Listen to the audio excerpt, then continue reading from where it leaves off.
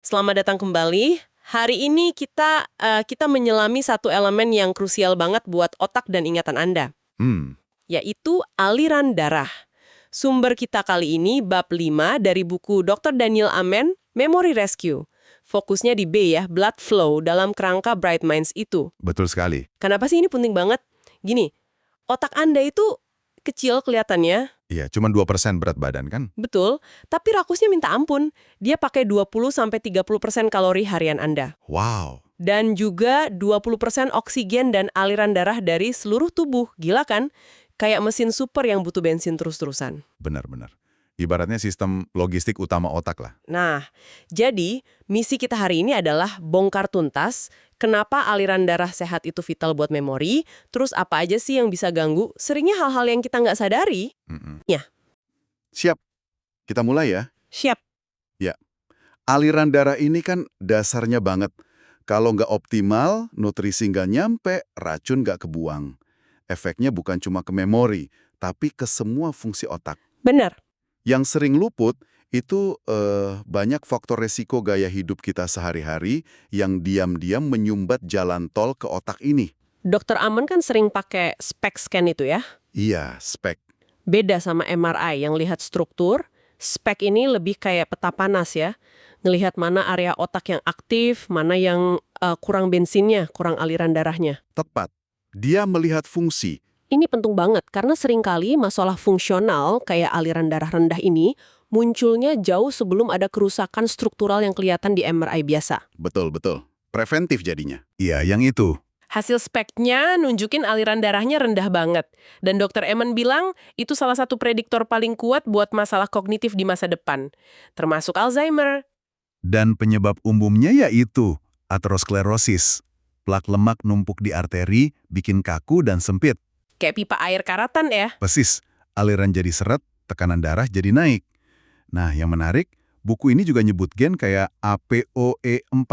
Oh iya gen itu. Itu gak cuma naikin resiko sakit jantung, tapi juga Alzheimer.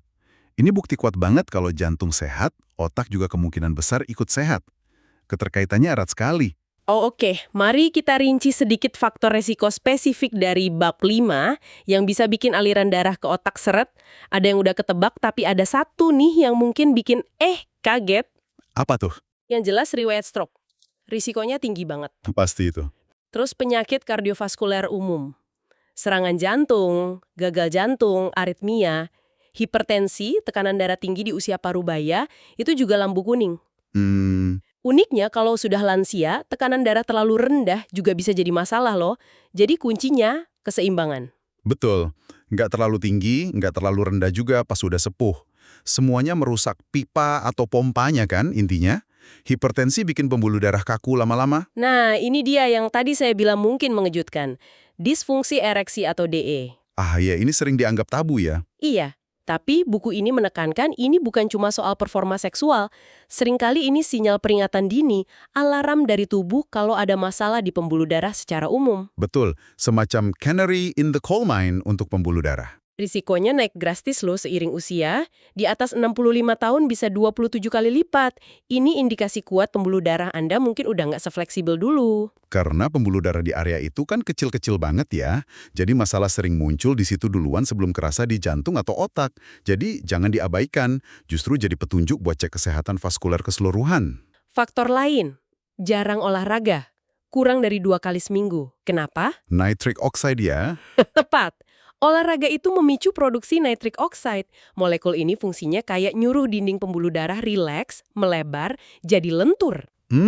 Kalau nggak ada denyutan aliran darah dari olahraga, pembuluh darah cenderung jadi kaku, gepeng katanya Dokter Aman. Istilahnya menarik, gepeng. Ada cerita bagus juga soal ayahnya Dokter Aman yang suka bilang, "Yalla imshi." Haha, ya. Ayo cepat. Ternyata kecepatan jalan kita pas tua itu penting banget. Ada studi, lansia 80 tahun jalannya lambat, 1 mil per jam, kans hidup sampai 90 cuma 10%. Kecil ya. Tapi kalau jalannya cepat, 3,5 mil per jam, kansnya loncat jadi 84%. Bukan cuma umur, kecepatan jalan juga terkait fungsi eksekutif otak. Jadi, bergerak cepat itu bagus. Dan jangan lupa kekurangan oksigen, misalnya karena sleep apnea atau insiden hampir tenggelam henti jantung. Otak itu haus oksigen banget. Iya, sensitif sekali. Terus ada konsep blood-brain barrier, BBB, sawar darah otak. Anggap aja satpam super ketat buat otak. Penjaga gerbang ya? Iya. Nah, seiring usia atau karena faktor lain, gerbang ini bisa bocor. Terutama di area hipokampus, pusat memori. Akibatnya, zat yang nggak seharusnya masuk bisa nyelonong ke pusat memori, bisa bikin radang atau gangguan fungsi. Wah, bahaya juga ya. Iya. Beberapa infeksi, atau mungkin juga gluten dan susu bagi yang sensitif menurut beberapa riset, bisa mempengaruhi kekuatan BBB ini. Oke, banyak ya faktor risikonya. Terus, gimana kita tahu kondisi aliran darah kita? Buku ini kan nekanin banget, kenali angka-angka Anda. Betul.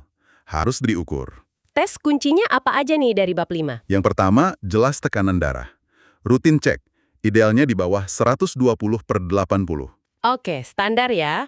Terus panel lipid, kolesterol, trigliserida. Nah, soal kolesterol ini ada nuansa menarik di buku ini. Gimana tuh? Dibilang, terlalu tinggi atau terlalu rendah, dua-duanya bisa jadi masalah. Bahkan ada data, kolesterol agak tinggi di usia lanjut mungkin malah berkaitan dengan fungsi kognitif yang lebih baik. Oh ya, menarik. Tapi, ya, kuncinya tetap dalam rentang sehat rekomendasi dokter. Karena konteks usia, kondisi lain, itu ngaruh banget. Bukan berarti kolesterol tinggi jadi bagus ya, tapi mungkin perannya beda seiring usia. Jadi optimal, bukan serendah mungkin, terutama di usia lanjut. Diskusi sama dokter penting banget di sini. Paham. Jadi nggak bisa dipukul rata. Terus tes apa lagi?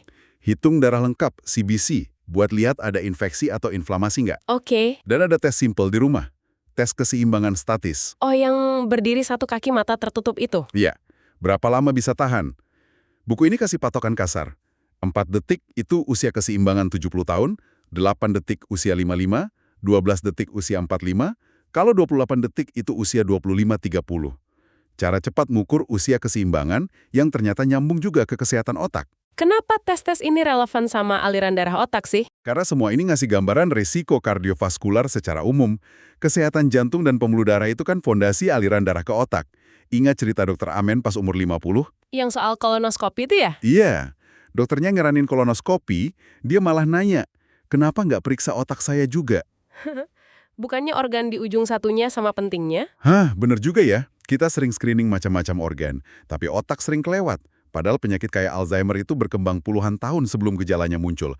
Jadi, ngukur fungsi aliran darah atau faktor risiko vaskular itu langkah preventif penting buat otak. Sip.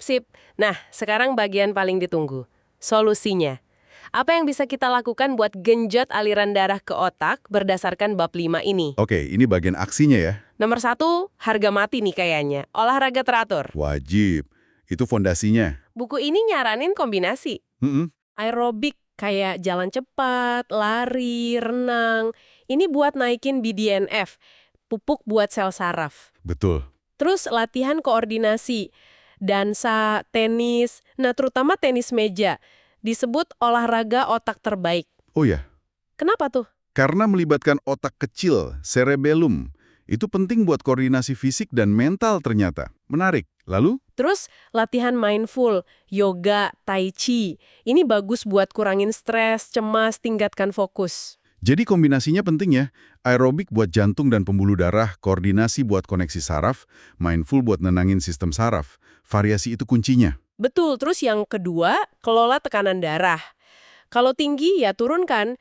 Diet, olahraga, manajemen stres, kalau perlu obat ya obat. Standar tapi krusial. Praktik kayak doa dan meditasi juga disebut bisa ningkatin aliran darah ke korteks prefrontal, bagian otak buat mikir itu, sekaligus bantu kelola stres. Masuk akal. Ketenangan watin pengaruhnya besar. Terus, usaha memperkuat sawar darah otak, BBB. Hindari pemicu kayak gluten atau susu kalau memang sensitif, racun lingkungan juga. Buku ini juga nyugut beberapa nutrisi yang mungkin bantu, kayak vitamin B kompleks, D, antioksidan. Ya, menjaga gerbang tetap kuat. Dan tentunya, nutraceutical atau suplemen. Bab 5 nyebut beberapa yang spesifik buat aliran darah. Ada 2 yang kayaknya paling bintang nih. Apa aja tuh? Pertama, omega 3, EPA dan DHA. Ini kayaknya jagoan banget. Nggak cuma buat aliran darah, tapi juga antiinflamasi, jaga membran sel otak lentur, bagusin mood, memori kerja, bahkan bisa lambatin penyusutan otak. Wah, banyak ya manfaatnya. Sumbernya ikan air dingin atau suplemen minyak ikan yang bagus. Dr. Amen cerita, pas tes karyawannya, level omega-3 mereka rendah banget. Wow, padahal penting ya. Kedua, cocoa flavanols dari kakao murni. Coklat dong. Iya, tapi coklat hitam ya, minimal 70% kakao, tanpa gula atau susu. Senyawa flavanol ini terbukti tingkatkan aliran darah, fungsi kognitif, bahkan pas kurang tidur, dan bantu jaga tekanan darah. Praktis juga ya, makan coklat hitam dikit tiap hari. Betul. Dua suplemen ini kerjanya di mekanisme dasar ya. Omega-3 di inflamasi dan struktur sel, flavanol langsung ke fungsi pembuluh darah. Penting buat nargeting akar masalahnya. Selain dua itu, ada lagi yang disebut Ada. Ginkgo biloba, udah terkenal ya buat sirkulasi. Dosisnya 60 mg 2 kali sehari disarankan. Terus piccingangenol, ekstrak kulit pinus, antioksidan kuat buat lindungi lapisan pembuluh darah. Mm-mm. Teh hijau juga bagus buat tekanan darah dan kolesterol. Makanan kaya arginin, kayak buah bit, vitamin E dari sayuran hijau, magnesium dari biji labu. Sumber alami ya. Dan sedikit cabai rawit buat manasin sirkulasi katanya. Biar ngebut ya alirannya. Kalau dirangkum, pendekatannya Dr. Emen ini memang multi aspek banget. Nggak ada pil ajaib tunggal. Iya, kombinasi ya. Betul, kombinasi gaya hidup, olahraga, diet, stres, plus dukungan nutrisi yang tepat sasaran. Ingat kasus Steve sama Jim. Intervensi mereka kan selalu kombinasi banyak hal ini, disesuaikan sama kondisi masing-masing. Jadi langkah praktisnya nih, bab 5 ngasih saran kebiasaan sehat Bright Minds buat mulai hari ini. Kayak lindungi kepala dari benturan, coba tes keseimbangan tadi. Yang berdiri satu kaki itu? Iya, terus main tenis meja, makan dikit coklat hitam, pertimbangin ginkgo atau omega-3, tambahin cabai rawit dikit, makan beet, sayuran hijau, biji labu, minum teh hijau. Pilih salah satu dulu aja buat mulai kan, biar nggak overwhelmed. Betul, nggak usah semua langsung, pilih 1 atau 2 yang paling gampang Anda terapkan mulai hari ini. Sip. Jadi intisarinya apa nih buat Anda semua? Jelas banget, jaga aliran darah ke otak itu investasi jangka panjang yang krusial. Buat memori, buat pikiran jernih, bukan nunggu ada masalah baru bertindak. Dan kabar baiknya, banyak banget faktor yang bisa Anda kendalikan. Pilihan kita tiap hari itu loh. Seberapa aktif kita gerak, apa yang masuk mulut, gimana kita hadapi stres.